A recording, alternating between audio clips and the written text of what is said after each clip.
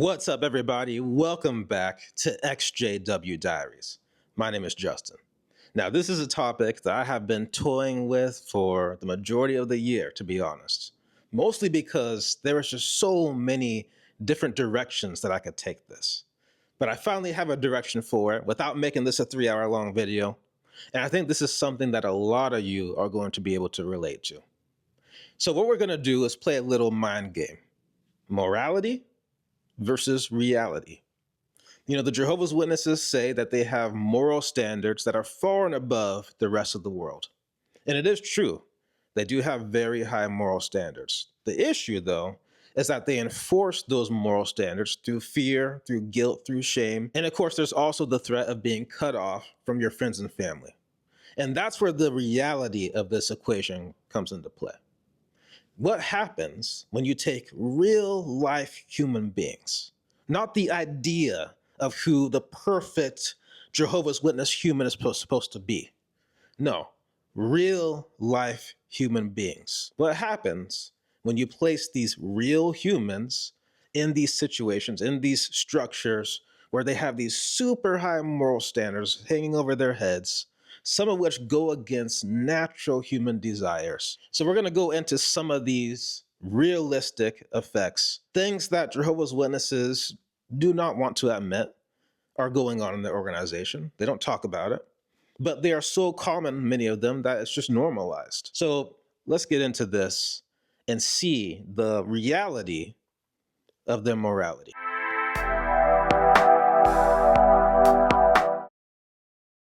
Now, again, there's so many different directions that you can take this idea of morality versus reality. But I think there's only one place to go that impacts, at some point, it impacted all of us if you grew up as a Jehovah's Witness.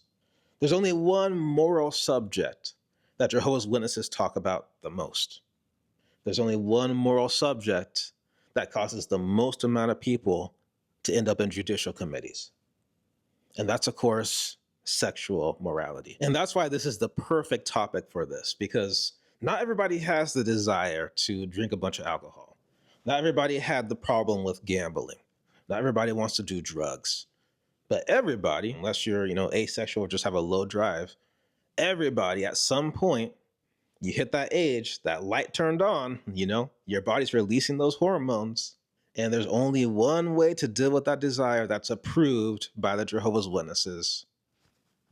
And you got to be married to do it. And again, at some point in your life, if you grew up as a Jehovah's Witness, you've had to deal with that yourself. Now, before we really get into the realities of this, let me just clear a couple of things up for people. Number one, because of the subject matter, I'm going to do my best to keep this video PG as much as possible. Because unlike the Jehovah's Witnesses, I do care about the comfort of my audience. I do care about the fact that there are minors who watch these videos. And so I want to keep things appropriate as much as possible. So every now and then, you might have to read between the lines a little bit. So if you get it, you get it. If you don't get it, I hope someday you will. All right. Now, secondly, because I know how people are, especially when it comes to, us apostates, right? There's this assumption that people leave the Jehovah's Witnesses because they want to go out and live these immoral, crazy lives. So let me just be very, very clear. This video is in no way about dismissing or making fun of or downplaying the importance of having morals, especially when it comes to this. I mean, we can set aside religion for a second, set aside the Bible, set aside all of that. Let's just look at nature, okay? Nature shows us how reality should be played. So just looking at nature, we can see that there are such things as STDs. I think they call them STIs now. So just the fact that there are these viruses, some of which you will have forever, some of which will take your life, and the fact that they prefer to transfer through this means, that alone shows that this is not something to play around with. You got to be very careful.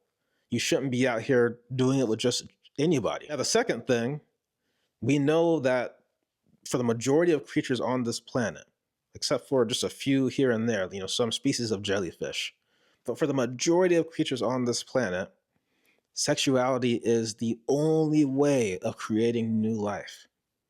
There are all kind of ways out here to lose your life. All sorts of ways, from something as small as a virus to something as big as a nuclear bomb. There's all sorts of ways. And humans keep inventing new ways to take life. But when it comes to giving life, this is the only way. Even for people that have, fertility issues, the means that they are able to help those people out still simulate sexuality. So there's just this one way. And so that right there shows this is something that's powerful. Again, something that you need to be careful with, something that you need to respect. So just looking at nature, setting aside religion, just looking at nature itself, we can see that, yeah, you do need to have some moral standards. So again, this video is not about dismissing those, not about saying you just go out there and do whatever. You should have standards for yourself. The issue comes in when those standards are astronomically high, when they go against natural human desires, they don't give you any healthy outlet, and they enforce them through fear, guilt, and shame in an enclosed social structure. What are the realities that comes out of that? The first reality, it should be pretty easy to guess. You got real humans who have natural desires, and you're telling them that the only way that they can release that steam is that they got to be married. Can you guess it? Of course, the first reality is that it starts to distort marriage, starts to distort what marriage is all about. Far too often, Jehovah's Witnesses get married just so they can have sex without getting in trouble for it. And they may not say it in such plain English. When you're in these type of religions, you get so self-righteous. You got to use different words to make yourself feel better about things, right? So they might say things like, we got to make sure that we get married fast enough. That way we don't succumb to temptation. An elder might approach a couple that just started dating and give them advice, make sure you don't date for too long, or else there's a higher chance that you may sin against Jehovah. Again, in plain English, you're getting married just to have sex. It distorts marriage. Instead of marriage being about this union, this bond between two people that love one another, that want to build something together, marriage instead becomes nothing more than a license to have sex. You got a driver's license, now you can drive a car. You got a marriage license, you can drive in other ways. And we can even see some proof of this in just how seriously the Watchtower takes that marriage certificate. So after you have the marriage ceremony, the threefold cord has been created, right? After the prayer is finished at the end, under God's eyes, you should be married, right?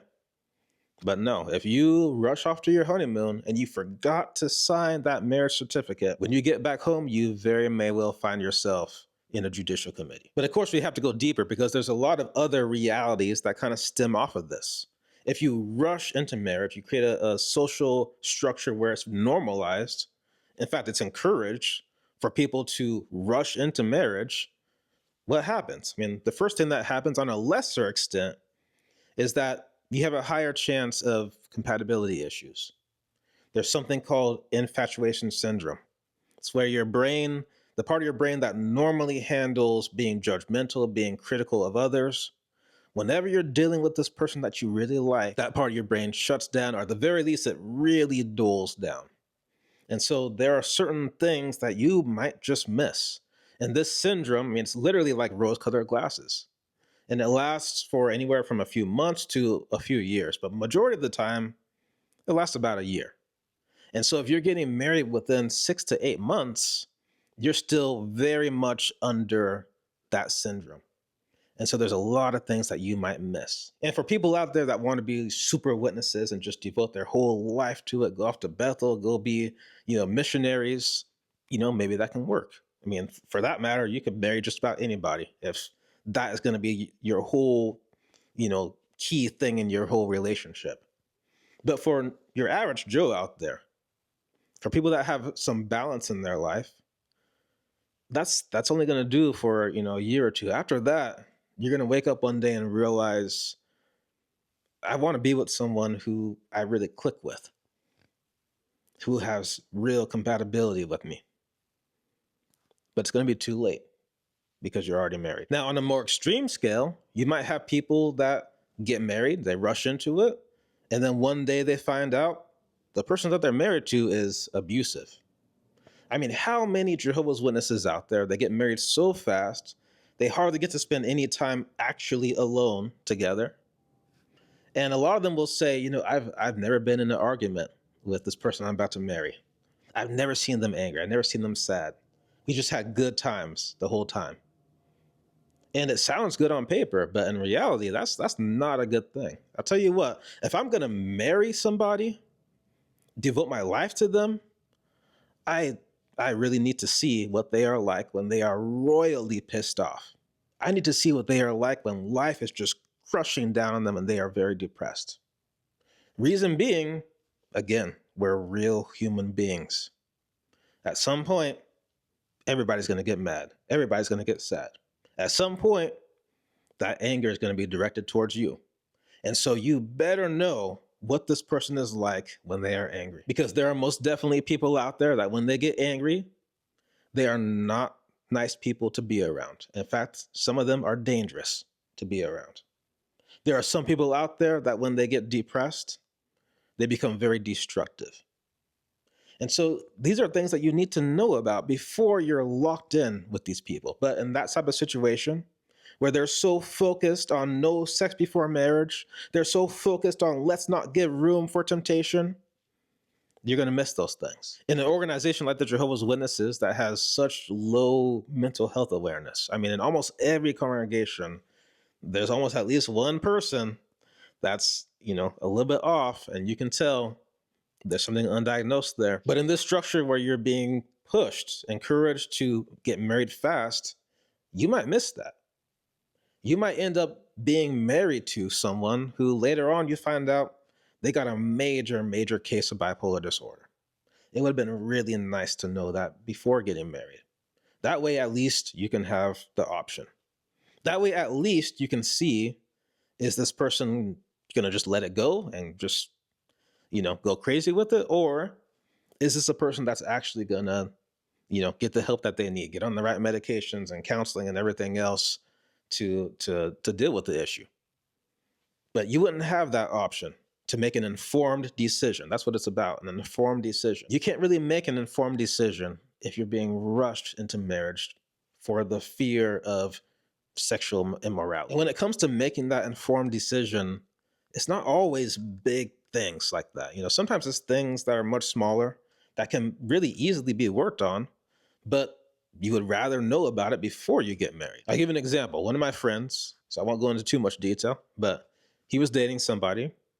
They got engaged so fast that a lot of people hadn't even realized that they were together.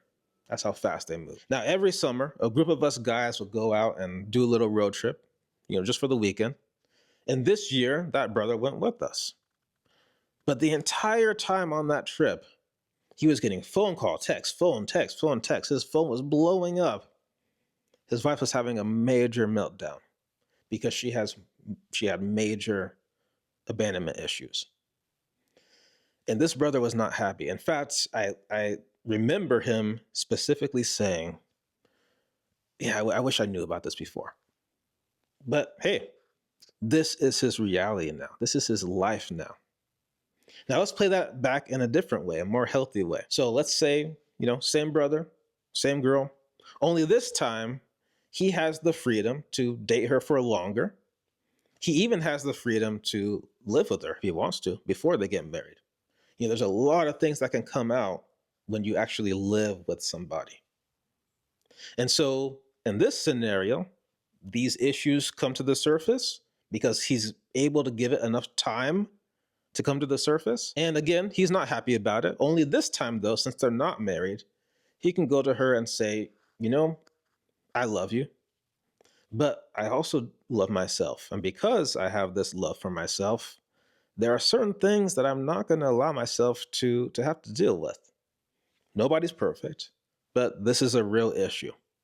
And so because I love you, I want to work on this issue with you. So please, let's get some counseling. Let's get you some help and see if we can deal with this. And depending on how that goes, we can move forward from there. That is making an informed decision. That is respecting how serious marriage actually is. But when you're in these groups like the Jehovah's Witnesses that hold this fear over your head, you can't make that informed decision because you're being rushed into things. Now, I already knew this video was going to be longer than I wanted it to be, but we got to really go into this stuff. So before we get off of marriage, let's talk about one more reality that comes from this having to do with marriage, which is that sex can be used as a weapon in this type of scenario. There's a couple of ways of this. The first way, again, happened to one of my friends. True story here. He was dating somebody. He was, in fact, engaged to her. He noticed something that just didn't sit right with him, and he was going to actually break off the engagement. And anybody that's been a witness, you know how serious it is to break off an engagement. You can get reproved for breaking an engagement in some cases. But in this case, it was serious enough that he was willing to risk it. He was willing to be like, I need to not go through with this. And so here's what happened. He was going to meet up with her and break the news to her. When she got there, she seduced him. They did what they did, and next thing you know, they got married. Well, come to find out, this girl's mother actually told her to go there and to seduce my friend because she knew that if they slept together, he would have to marry her because of how sexual morality is viewed in the Jehovah's Witnesses. That if you do it before marriage, but then right away you get married, you have much lesser chance of getting into trouble. It's viewed to them as like you're doing the right thing. You're trying to make up for it. And sure enough, they didn't get this fellowship. They got silently reproved. And so you can see how it can be used as a weapon. And fortunately for my friend, he eventually, many years later, things came up. He was able to get out of that situation. But he shouldn't have been stuck in it in the first place. Sex was used against him. Another way that sex is used as a weapon, and this one is even more common. People get married, they rush into marriage, which we've already been talking about. They realize, wrong person, right? And so what do? They cheat on purpose. In some cases, one mate will literally withhold sex for the sole goal of trying to drive their partner crazy so that they will eventually cheat. In fact, I've even heard of some cases where not only do they withhold sex, but they actually try to find some single brother, some single sister that they can kind of, push up against them to make it more likely that something will happen, just so they can get out of marriage, just so they can be free to divorce and get remarried. In one specific case, I did an interview with a former elder. He brought this up, that in one of his judicial committees, he had a brother who literally in the committee said, yep, I cheated because I wanted to be out of my marriage. And he unfortunately cheated with another sister, and that sister didn't know that that was his intentions. She didn't know that she was just being, used as a token to give him the right to divorce. And so that's just some of the realities when it comes to marriage. That's just some of the ways that marriage gets distorted. And again, we're not attacking the fact that there is morals. It's just what happens when you place humans in this situation where the only way they can deal with their natural human desires is to get married. These are the realistic impacts of that. This is how the dominoes fall. Now let's move on to the next reality, and that is dealing with suppression and repression. I mean, I'm sure those two words impact Jehovah's Witnesses in many, many ways, but especially in this way. Now, repression is subconscious. That light turns on, so to speak. You get that desire. On a subconscious level, you instantly feel guilt just for having that desire. That's repression. It's automatic response. Suppression, that light comes on, you feel the desire. You instantly jump into the shower, take a cold shower. You drop to your knees and start to pray the horny away. That is suppression. That's conscious. You're doing it. Your mind is doing it. Now, both of these things work hand in hand together. And both of these things can have an impact on you if you're living under them for many, many years, which as a Jehovah's Witness, I mean, like I said, this is such a perfect subject for this because it's something that everybody has to deal with. You hit that age, puberty activates, that light turns on, you get those flood of hormones, the desires come. Yeah, your only choice is suppression and repression. That's your only approved options as a Jehovah's Witness.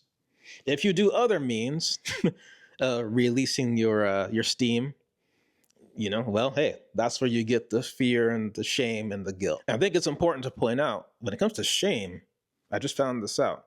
The way that your brain processes shame uses the same neural networks, uses the same processes as physical pain or seeing somebody else go through intense physical pain.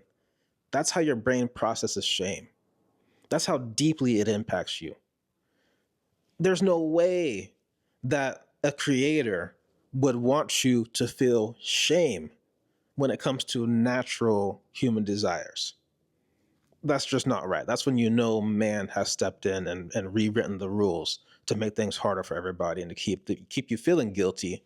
That way you keep needing them for your salvation. From a scientific perspective, the sex drive is literally one of the strongest drives in humans. I mean, again, as long as you're not, asexual, you just naturally have a very low drive. But for a majority of people, it is the strongest drive, and it makes sense. That is ensuring the continuation of the human race. It's literally a survival instinct. Procreate. Let's make sure humans stick around, And so when you try to cut that off, of course, you're going to introduce new problems. And of course, that shouldn't be a surprise. This is just how your body works. When you reach that age in puberty, that light turns on, the hormones are releasing. If you try to cut off that stream, your body just releases more hormones, right? That's why the witnesses rule about, teenagers, young adults who are not married yet. I mean, even older adults who aren't married yet. This rule about not being able to release your own steam, so to speak, read between the lines, that just makes no sense. Because the more you cut this off, the more your body releases those hormones, the more you're fighting it even more. And of course, on a mental level, at least to depression, which shouldn't be a surprise, it can lead to just feeling discomfort with your own bodily functions and your own sexuality, which is also not good, not healthy. On a physical level, as they say, if you don't use it, you lose it. To some extent, that's actually true. For men, it can mean you have, issues operating your rocket ship, For women, it can mean that you have major difficulties reaching the moon. Again, read between the lines there. To go further into this, one of the nice things about leaving the witnesses is that you have the freedom to look into and explore and study other belief systems.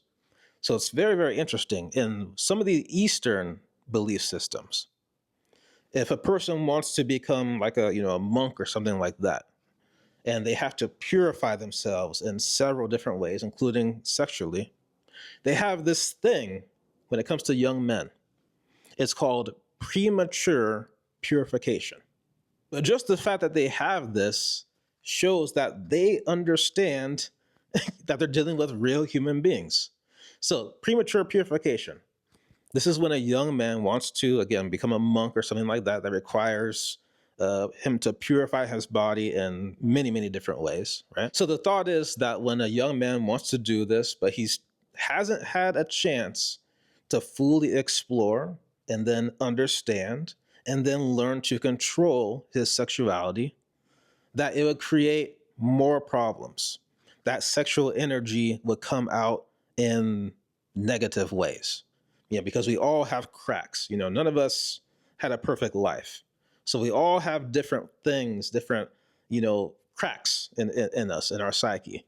And this energy will come out through those cracks. And for each person, how it comes out through the cracks is going to be different. And I definitely think that there's a lot of truth to this, actually, especially when looking back at the Jehovah's Witnesses. You look at some of the issues that they have, it certainly seems like it comes from that energy not having a proper avenue to release. And this comes out in many ways in the Jehovah's Witnesses. On a lesser extent, it comes from people just being sexually obsessed. I mean, I remember when I was growing up, a teenager as a Jehovah's Witness, teenagers talk, and When I was around my witness friends, the way that they would talk about sexuality, you could tell that they were obsessed. I mean, it was on their minds a lot, but they were fighting it. Compared to my worldly friends who, because it wasn't a thing that was just pounded into their heads all the time, it wasn't something that they really thought about too much. When it comes up, it came up, and they were able to talk about it in just in a way that normal teenagers talk about it, just joking about it, having fun with it. But it wasn't something that they were obsessed with compared to the witnesses. Another way that we see this come out, and we know it's common in the Jehovah's Witnesses because of just how much it's talked about in the articles, is pornography addiction. In fact, it's kind of interesting. I've heard the word pornography more as a Jehovah's Witness than I ever have after leaving. I can go through the majority of a year without seeing that word come up. But in the witnesses, it was a common topic. And we know if it's a common topic, that means it's a common issue throughout the entire organization. And when we consider that suppression, that repression, I mean, it's obvious to see why it's a common issue. You have these natural desires. You have no approved way of dealing with it unless you're married. If you're not married, what the hell do? You can fight it and fight it and fight it. Hey, but the more you fight it, the more it's going to come through the cracks. If you have an addictive personality, which many witnesses do, that might be one of your cracks that it comes out through. Now, in a more extreme extent, we know that there's such thing as trauma chains, abuse chains. A lot of people that have been abused abuse others. And so that could be the crack for some people. I don't have any statistics on this, so don't quote me. But I do think it is interesting that in a lot of these religions that have these very high moral standards when it comes to sexuality, in a lot of these religions where you can't release that steam unless you're married, that's your only outlet. In a lot of those religions, we see the same issue of child abuse. It keeps coming up. And if you ask me, I think the suppression, the repression, the trauma chains, they all work together and they make that issue much bigger. So just like with marriage, there's a lot more you can say about suppression and repression, but this plays a major factor when it comes to reality versus morality. Now, again, I don't want to make this video too long, so I'll just give you one more reality: the lack of boundaries. We can see this very, very clearly in the Jehovah's Witnesses. It's kind of interesting. As children, we often call these parts of our bodies private parts, right? So it should make sense that as we grow up, reach puberty, that light turns on, what we do with our private parts should be private. But in these religious groups, they make you feel like what you do with your private parts is public information. And when we look at the Jehovah's Witnesses, we can see how this lack of boundary when it comes to sexuality, it comes into play in many, many different ways. One of the ways is, of course, the judicial committees. We've heard all kinds of stories about, in particular, young women who, they did their thing, and they find themselves in this room, sitting at this table, 3 older men, 3 elders, asking her all sorts of detailed questions about her experience. I mean, that's inappropriate, especially when you consider sometimes those women they're minors. It's a 16, 17-year-old, and they're getting asked all these questions.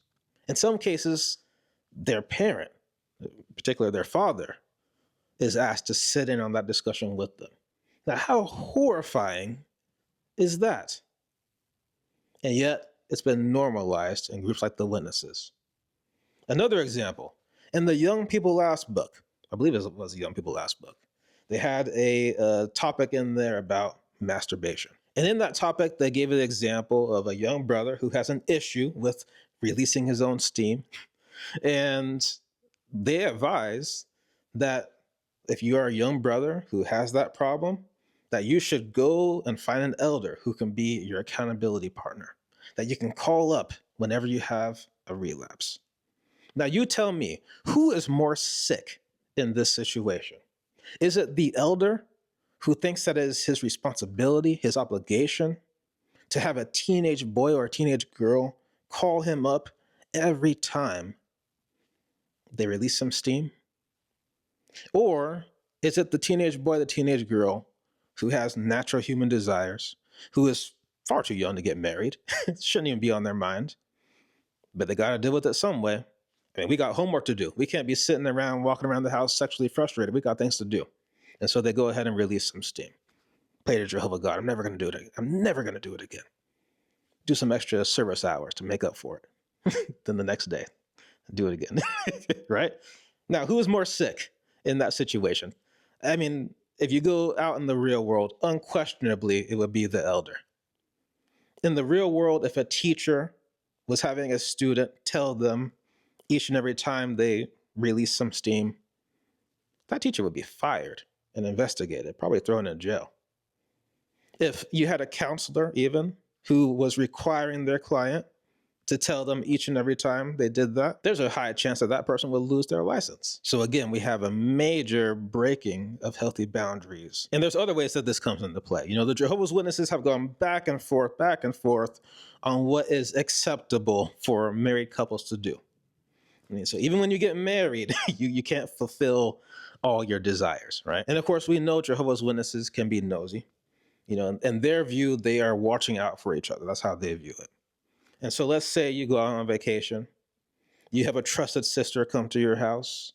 She's watching the house for you. And just like witnesses do, sometimes they'll, you know, peek here and there. Make sure you got, you know, appropriate movies in your house, appropriate games. You can't be up in here playing Grand Theft Auto, right? And so she snoops into your bedroom. She opens up the wrong drawer, maybe the right drawer, right? Hey, she finds out, you know, you got a little bit of a freaky side. And maybe that freakiness is, you know, on the line of what the Watchtower views as acceptable for married couples.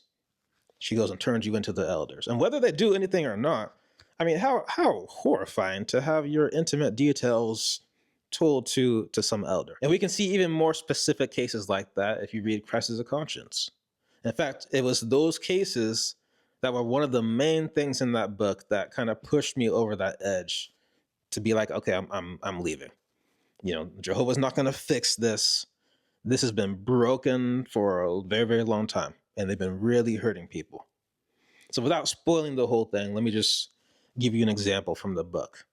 This was during a time when the Watchtower was more strict about what married couples could do. And it was so strict, in fact, that people were getting disfellowshipped over doing things that the Watchtower viewed as unclean or disgusting for even a married couple to do. So basically, your choices were, you know, pretty vanilla. And there was one specific case in the book I'll never forget, because it just shows how they don't care about people. They can just change the rules and just not care about how their past rules have impacted people. So, you know, married couple, right? What they do in their privacy should be their own private business. But of course, they have trained people to feel guilty. They've trained people to feel like it's their obligation to go and make their business public. And so in this case, the husband, you know, doesn't just want the vanilla. He wants a little bit of Bill Clinton that night, you know?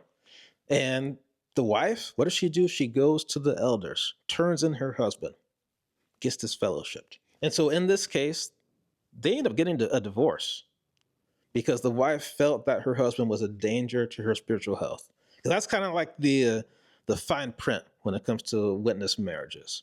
They say you can only get divorced for adultery, you know, or, you know, somebody dies. That's the only two ways to get out of marriage. But there is that fine print way that if you think that somebody is a danger to your spiritual health, you can get a clean break. And in this case, over some Bill Clinton, I mean, that's crazy. And the Watchtower changed the rules. They said, okay, we're going to stay out of people's business for a while. Do what you do. But hey, they were already divorced. Marriages had already been broken up. I mean, it's insane when you really think about this. I'll give you one more example about broken boundaries. This actually happened in my area with an elder that I know of. Some of you might have seen this video actually, because it was going around the XJW forums. So brother used to be a witness, moves to a whole nother area. You know, his marriage is just done. He just wants a new life, you know, as you would when you leave the witnesses. So he moves to a completely different state. Then out of nowhere, an elder knocks on his door. And of course, he ignores it. But then it keeps happening again and again and again. The elder is literally harassing this guy. And so eventually the guy decides, you know what, I'm going to open the door. I'm going to talk to this guy, but I'm going to record it. And then he finds out that the whole reason that that elder is there, the whole reason that that elder has been pestering him is because they want to find out if he's been with anybody else. So that way they can know if his former wife is free to remarry. That is how sick these people are. That's how sexually obsessed they are in the name of morality. So again, this video was not about attacking morality.